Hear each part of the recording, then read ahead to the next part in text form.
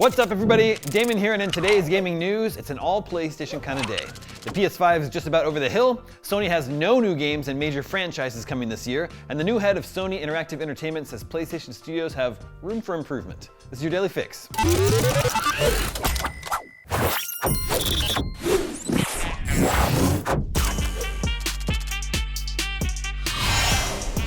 After sales of the PlayStation 5 failed to meet expectations over the holidays, Sony has said the console is entering the latter stage of its life cycle. Sony had set an ambitious target of 25 million PS5 sold during the current financial year ending March 31st, 2025, but has now revised its forecast down to 21 million. Sales during the crucial holiday 2023 quarter came in lower than expected despite aggressive promotions. Sony sold 8.2 million PS5s during the third quarter ending December 31st, up from 7.1 million sold during the same quarter the previous year, but that was not enough to hit Sony's lofty target. According to Bloomberg, Sony's senior vice president Naomi Matsuoka said the company now expects the sales pace of the PS5 to start falling during the next fiscal year, which begins in April and runs until the end of March 2025.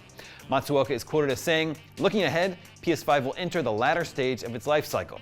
As such, we will put more emphasis on the balance between profitability and sales. For this reason, we expect the annual sales pace of PS5 hardware will start falling from the next fiscal year." The PS5 launched in November 2020 during the height of the pandemic and has now sold 54.7 million units in just over 3 years.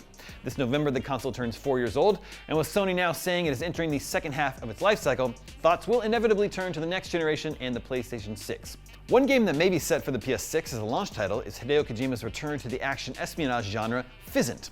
Kojima has said work on the game is expected to begin in earnest after Death Stranding 2 and in partnership with Sony. Death Stranding 2 has a 2025 release window. So the PS4 came out in November 2013. The PS5 came out 7 years later in November 2020. If this pattern repeats itself, the PS6 would be out in November 2027. That's not the only Sony news I have for you today. Sony says it will not release any major existing PlayStation franchise games before April 2025. In a financial call, Sony Interactive Entertainment boss Hiroki Totoki said, "Regarding the first-party software, we aim to continue to focus on producing high-quality works and developing live service games. But while major projects are currently under development, we do not plan to release any new major existing franchise titles next fiscal year, like God of War Ragnarok and Marvel's Spider-Man 2. Totoki's comments appear to rule out everything from a Ghost of Tsushima sequel to a Horizon sequel before April 2025, which leaves a big first-party game gap in the PlayStation 5's slate.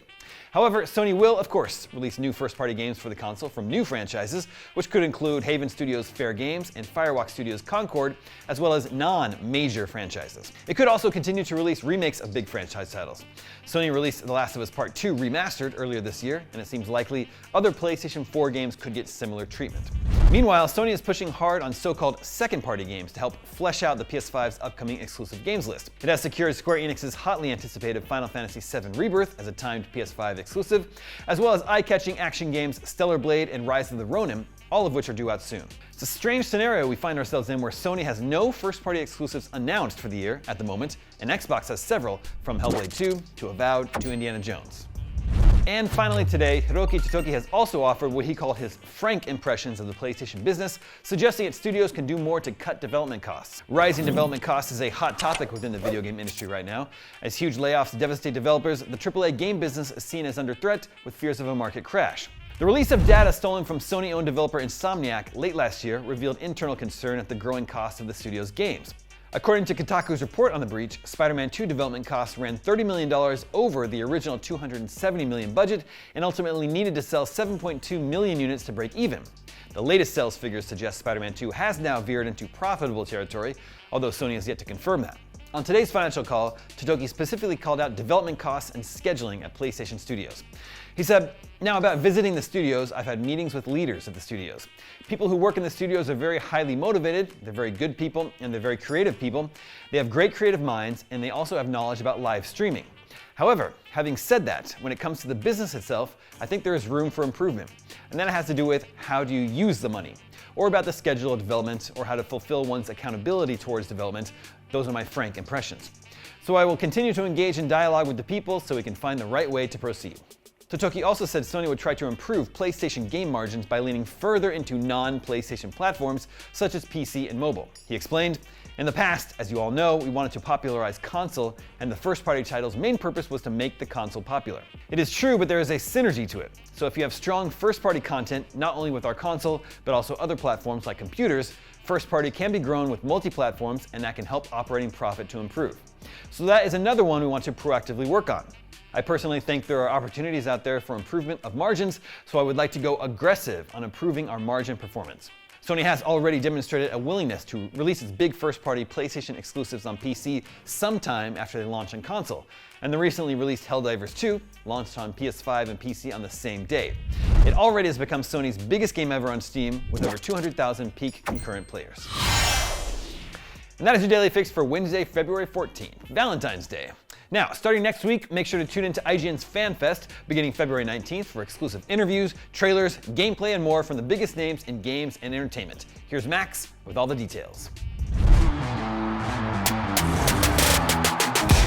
IGN FanFest 2024. Welcome to FanFest. Thank you, good to be here. Everybody ready? Thank you for having us. Oh, absolutely. Join us for exclusive new looks at some of the coolest pop culture properties on the planet.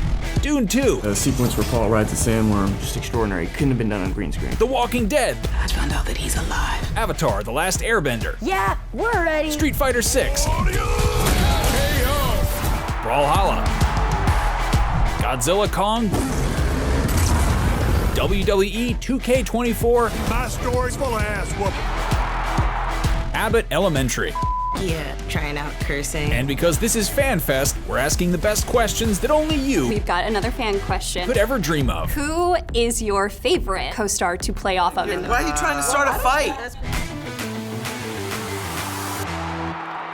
FanFest 2024 kicks off February 19th right here on IGN. Nice try, IGN.